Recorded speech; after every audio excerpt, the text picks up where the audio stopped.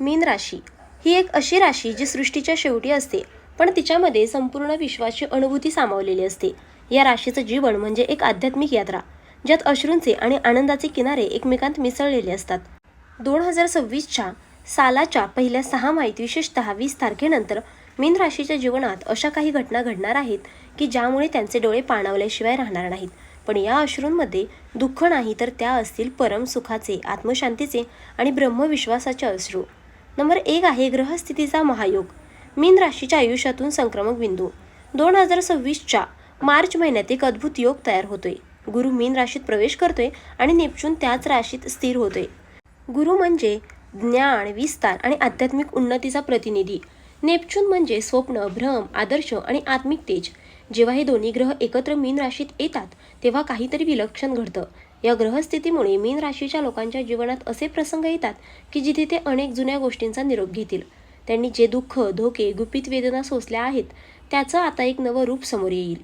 या वेदनांमधून एक नवा अर्थ, एक नवीन ऊर्जा आणि एक दिव्य प्रकाश त्यांच्या आत्म्यात जागृत होईल. नंबर 2 आहे ब्रह्मदेवांची योजना. गुपित उलगडणार आहे. मीन राशी हे ब्रह्मदेवाच्या योजना पूर्ण करणारे अंतिम पात्र असतात. ते स्वतःहून काही मागत नाहीत, पण ब्रह्मांड त्यांच्या शुद्धतेमुळे त्यांना गूढ योग देतं. 20 तारखेनंतर मीन राशीच्या जीवनात काही अशी गूढ प्रचिती होईल जिथे त्यांना असं वाटेल की हे सगळं आधीच ठरलेलं होतं. भूतकाळात ज्या गोष्टी त्यांनी गमावल्या, त्या नात्यातील तुटलेले धागे, अपूर्ण स्वप्न, आर्थिक नुकसान आणि आपलेपणाचा विसरलेला स्पर्श, हे सर्व आता ब्रह्मदेवांच्या आशीर्वादाने परत येतील. पण यावेळी ते अधिक परिपूर्ण आणि सशक्त स्वरूपात परततील. त्यांना केवळ भूतकाळ परत मिळणार नाही, तर नवीन भविष्यकाळ घडवण्याची संधी मिळेल.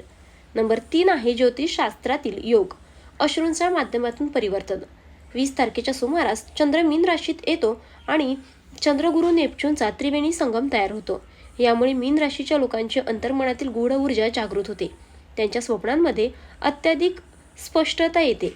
दिवसा ते जे काही विचार करत असतात त्याचे संकेत रात्रीच्या स्वप्नातून मिळतात. या कालखंडात मीन राशीचे लोक खूप भावनिक होतात. कधीकधी त्यांना असेही वाटेल की ते कुठल्या तरी अदृश्य शक्तीकडून चालवले जात आहेत.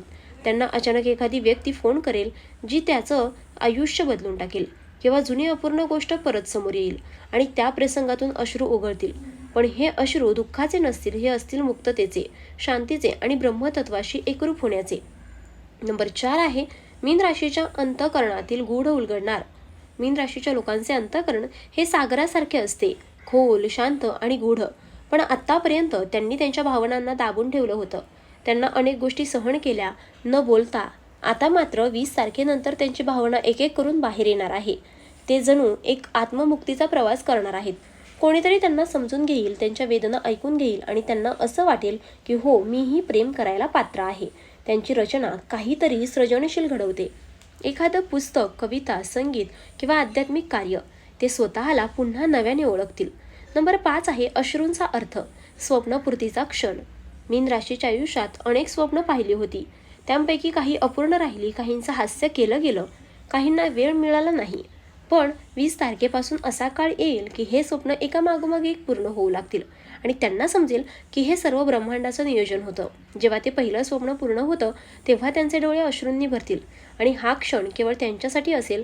ते ज्यावेळी स्वतःवर विश्वास ठेवला नव्हता, त्यांच्या पलीकडे जाऊन ब्रह्मांडाने त्यांच्यावर विश्वास ठेवला होता, हे त्यांना जाणवेल. आणि त्या जाणीवेमुळे त्यांच्या आत्म्यातून आनंदाचे अश्रू येतील, जे थांबणार नाहीत.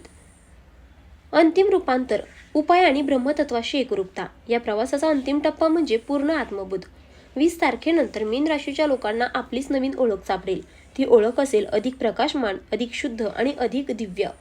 आता त्यांच्या जीवनातील अनेक गुपित उलगडतील, ज्यांचा अर्थ त्यांनी वर्षानुवर्ष शोधत होते. हे होईल शांतपणे पण खोलवर. आता आध्यात्मिक उपाय. ओम नमो भगवते वासुदेवाय हा मंत्र दररोज 108 वेळा उच्चारावा. एका शांत ठिकाणी बसून एके दिवशी एकटे बसून जुने पत्र, जुनी स्वप्न किंवा आठवणींना सामोरे जावं. त्या क्षणांमध्ये डोळ्यात येणारे अश्रू तुमच्या आत्म्याची शुद्धी करतील. चंद्रग्रहण किंवा पौर्णिमेच्या दिवशी गंगाजल किंवा स्वच्छ पाण्यात पाय भिजवून बसावं. त्यावेळी केलेली प्रार्थना ब्रह्मदेवाकडे थेट पोहोचते. अमावस्येच्या रात्री सफेद कपड्यात बसून शांत मनाने तुमच्या आयुष्याच्या दिशेने पुनर्विचार करावा. आता रत्न व रंग, मोती, मन शांत ठेवण्यासाठी. आता अंतिम संदेश, ब्रह्मतत्वाशी एकरूपता. हे लक्षात ठेवा, मीन राशीचा जन्म दुःख घेण्यासाठी नाही, तर त्यातून उद्धार होण्यासाठी आहे. तुमचा प्रत्येक अश्रू ब्रह्मांडात एक संदेश पाठवत आहे आणि आता त्या संदेशांना उत्तर मिळणार आहे. 20 तारखेपासून ते उत्तर तुमच्या आयुष्यात उतरू लागेल. तुम्हाला जे वाटलं की हरवलं आहे ते परत मिळेल, अधिक चांगल्या स्वरूपात. तुम्ही जिथे थांबलात तिथून पुढे जाण्यासाठी ब्रह्मदेव स्वतः मार्ग दाखवतील.